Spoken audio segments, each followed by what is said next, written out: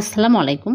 আজকে আমি অনেক টেস্টি করে চুই পিঠা বানিয়ে দেখাবো। চুলায় প্যানে 1.5 কাপ পানি, স্বাদমতো লবণ দিয়ে বলক তুলে নেব। তারপরে 1.5 কাপ আতপ চালের গুঁড়া দিয়ে আমি নেড়েচেড়ে 5 মিনিট ঢেকে রাখবো। 5 মিনিট পর চুলা থেকে নামিয়ে ঠান্ডা করে ভালো করে মথে নেব।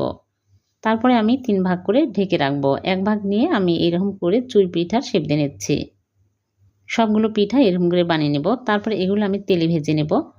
চুলায় আগে থেকে তেল দিয়ে তেল হাই হিটে গরম করে নিয়েছি। এখন আমি তেলের মধ্যে দিয়ে উল্টে পাল্টে ভেজে নেব। হালকা করে ভেজে নেব। এইরকম করে ভেজে রান্না করলে অনেক টেস্টি হবে পিঠাগুলো। তারপরে আমি সবগুলো ভেজে তুলে নেব। নিয়ে আমি মালাই তৈরি করে নেব। 1 লিটার দুধ আগে জাল করে নিয়েছি। আর এর মধ্যে দিয়ে দিচ্ছি দারচিনি, এলাচ। আমি খেজুরের পাতলা গুড় দিব। বলক উঠে আসলে পিঠাগুলো দিয়ে চুলা থেকে নামিয়ে নিব। তারপরে খেজুরের গুড় দিয়ে দিচ্ছি।